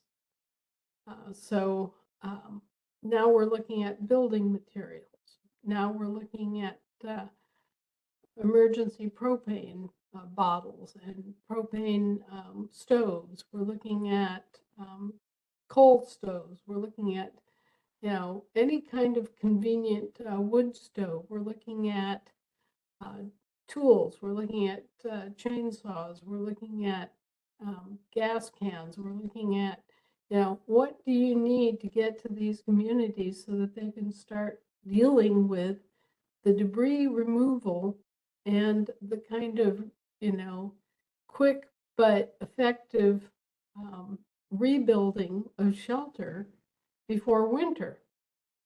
And we don't have time. I mean, we're right up against it in a very real way, that in another month, there'll be snow in those mountains. Now, part of what we can do in the short term is help people relocate. I mean, if your cabin in the woods has been destroyed and you've got a major debris cleanup on your hands, and you got 3 little kids, and it's just mom and pop here, what are you going to do? Well, if you have the option to, go to relatives in California who will take you in for the winter, then what you really need is transportation to California right now to get you out of the dangerous situation. And you can come back and start building again in the spring, So there are people who are in situations like that where they need to get from one of the devastated disaster areas to friends and relatives who will take them in for the winter somewhere else, right? Because it's coming so close now. We're the end of, we're looking at the end of October in an eye blink from here. So to the extent that people have friends and relatives who will take them in for the winter, the safest bet is for them to go and do that. And so we're trying to, number one, get contact information for people who need to leave the state and trying to help them do so. Try to, arrange for bus fare or whatever else we can do to get people from the disaster areas to other areas that are not devastated, where they can stay with friends and relatives. So that's part of our plan here. But those that are staying through the winter are going to need continued support, and a lot of it. And they really won't be able to square away and do the kind of comprehensive fix up, clean up, and rebuild that they need to do until next spring. So we're in for a long-term rescue and relief effort here. And we have a kind of a diaspora coming out of Appalachia of people moving south and west to try to deal with the situation on the ground. And I just kind of want everybody to think about this in terms of the realities that the victims of this weather warfare attack are facing. And they're facing this at a time when the money that had been set aside for disaster relief has been instead spent on all these illegal aliens. And when the House Speaker refuses to even consider reallocation of funds already earmarked for things like war in Lebanon and the Ukraine for relief here in this country. And I say, my opinion, that man is guilty of treason. Right flat out of the box. But that's my opinion. I do know that he is evading arrest at this point for treason. But anyway, so these poor people have been left in the lurch. The federal government is not competent and is not centered on helping them. And the state government in all the states on the eastern seaboard, except Florida, have proven to be grossly incompetent.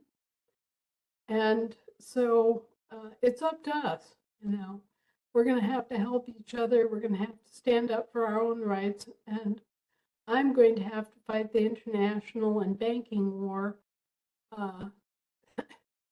You know, so there's no let up on this end either. Well, thank you for that, Anna. In the lowlands, has the water receded now, or It do they is still have receding. standing water? It is receding, but in many cases, the course of the water has shifted. It's changed. The landscape has been changed by this. So if it had a water course that went down this side of the mountain, it's now going down that side of the mountain, sort of thing. And, you know, if it was, you know, a simple little stream that was just a single water course, now you've got water course variations where it's developed all these shifting patterns where you have multiple streams where you had one. Just all sorts of things have happened that have completely changed and reconfigured the landscape. You've got areas where the water is receding, but what you've got are these big open areas of silt and sand that have been deposited by the receding water, right? And then you'll have a clump of trees sitting like an island, and then all around it, you'll have more of this silt and sand. And you know, it's not arable land anymore. It used to be pasture, and now it's,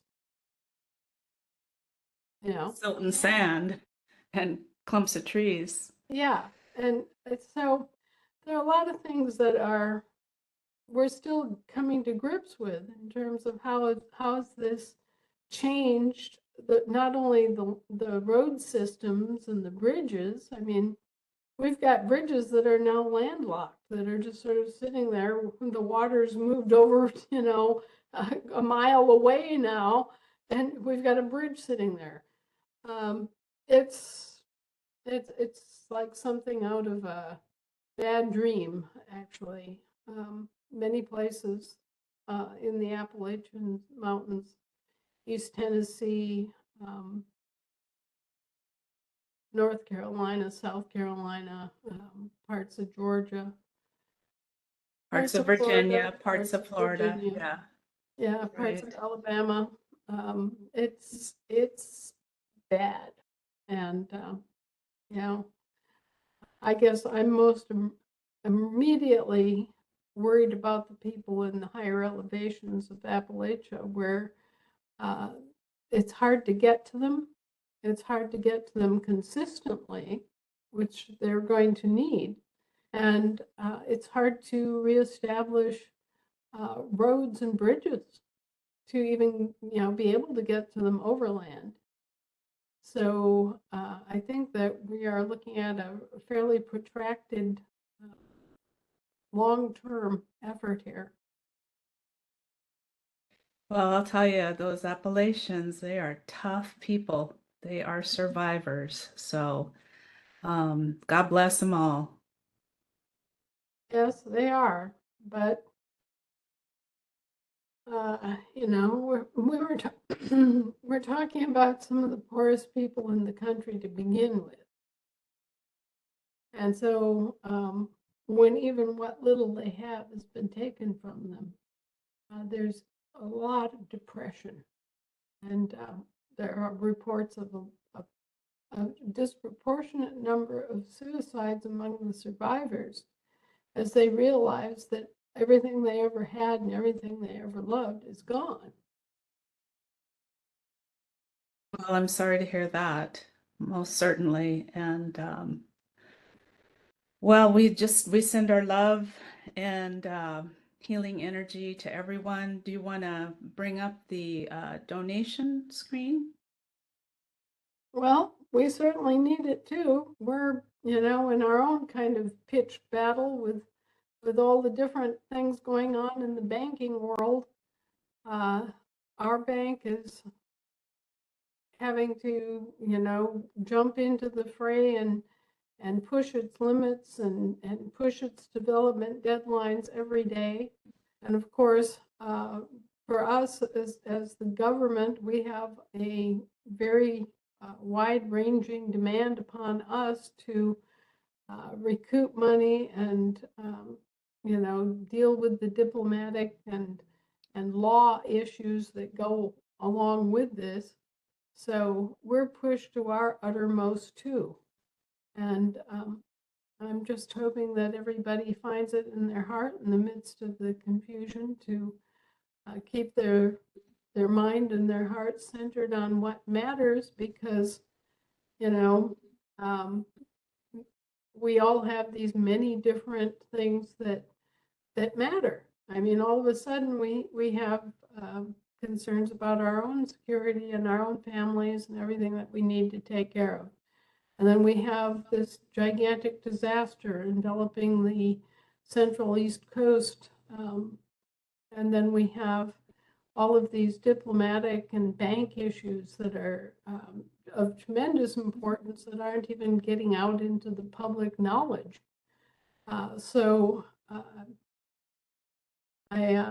I'm hoping that everybody finds it in their own ability and situation to be able to contribute to the Federation so that we can continue to fight the diplomatic and legal and lawful and bank issues that come our way.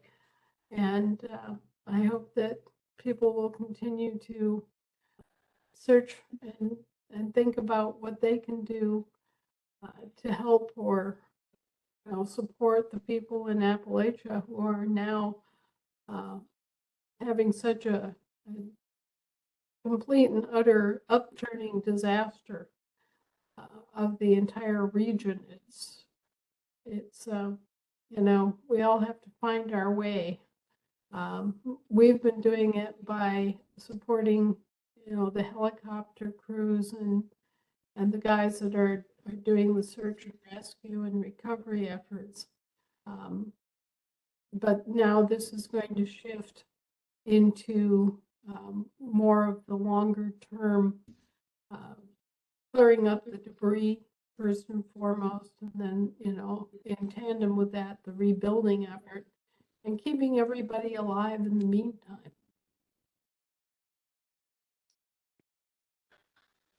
All right. Well, thank you for that update. It is greatly appreciated. And thank you for all of the information and thank you for all the hard work. It's been a heck of it's just been a whirlwind lately. And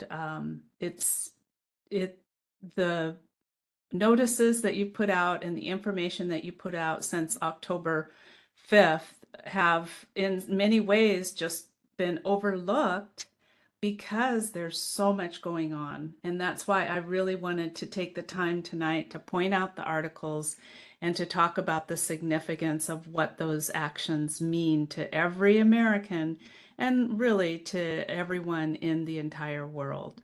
Because as our government rises and gets a strong foothold, it will ripple out. Absolutely.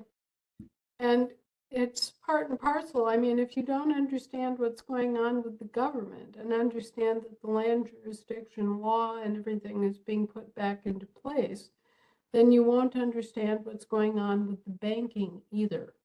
And it's important that you understand ultimately how the banking will run so that you're not caught kind of flat-footed and so that you have clear direction on opening up accounts and getting your name in place so that you can begin operating in the new system.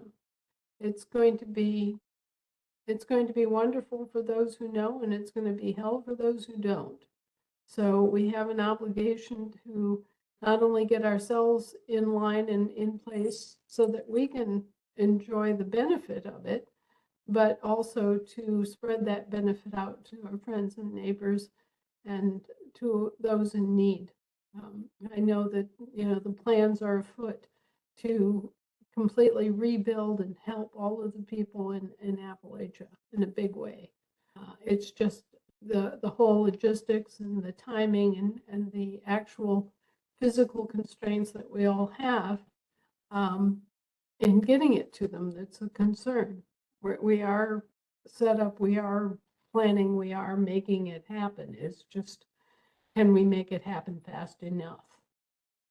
Yeah, no, I mean, there's so many obstacles. I think you just do the best thing that you can do. But you bring up a really good point about if you don't understand what's happening with your government, then you won't understand the banking.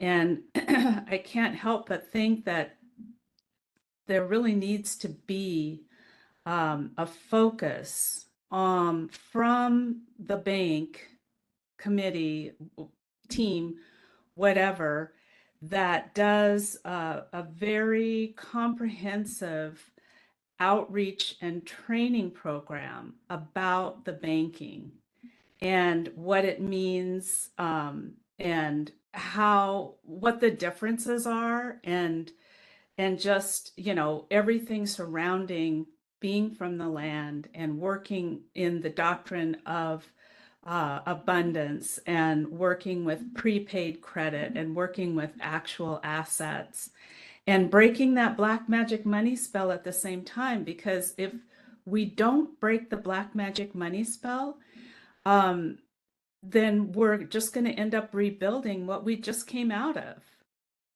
Right, and that is the big danger. It's the big danger. That's what we're guarding. That's why we're pushing back on those things that would just recreate the same monster. Okay. Exactly. But having, just a major point person that would be the outreach and education program for the bank, I think would really be beneficial at this particular point in time. And I even have a suggestion for that. You know who I think would be like amazing and fantastic?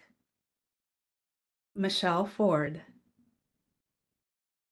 She is so good at outreach. She is so good at training and education, and she's got all the connections.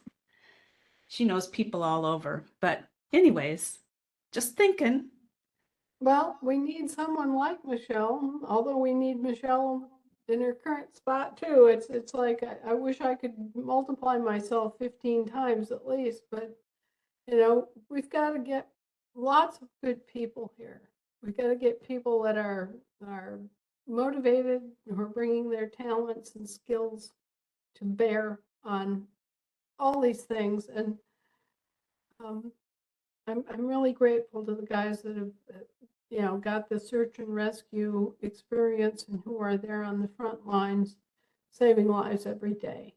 And I'm very grateful to the support crews and the people that are, somehow finding the things that need to be found and getting it to those in need. And I'm very grateful for all those who are helping our country get back on its feet, because there is a worldwide understanding of what we've gone through here.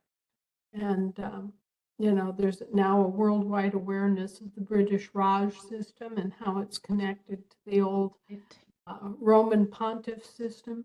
Right. And, so we're getting an outpouring of sympathy and basically patience from other countries that realize it will take us a while to get back in the saddle and be in control of our own situation. Mhm. Right. And the other article that you wrote about recently, 25065, was the French Revolution. We talked about that last week, what had occurred in the French Revolution. Yeah. And the same thing, it's funny how history repeats itself, especially when you don't know it. Yeah, well, it certainly helps to know history and to recognize it when it tries to repeat itself. Right now, we're deeply engaged in the determination that it's not going to repeat itself, and we're not going to have blood in the streets, and we're not going to have guillotines on every corner. But we are going to react to this appropriately as a crime, which it is. It doesn't have anything to do with politics. And to the extent that it requires a government changeover, we're going to be the government, and that's just a return to your traditional government. It should not, it's a perfectly lawful, legal, and peaceable answer to the problem. And no, we won't forget who did this. No, we're coming after them. So everybody, keep the faith, stay calm, let your hearts be happy. Give thanks for a good harvest in spite of everything, and think in terms of what you want and the world you want to build and what you're doing, and don't let the turkeys get you down. Just keep going. One foot in front of the other. Plod, plod, plod. And know Thank that you. Grandma's here and doing the same thing. Thank you, Anna. Have a great week. And we look forward to sharing here with you again next week. Take care, everybody. Send what you can. If you can't afford any shekels, send your prayers, There's always something you can do.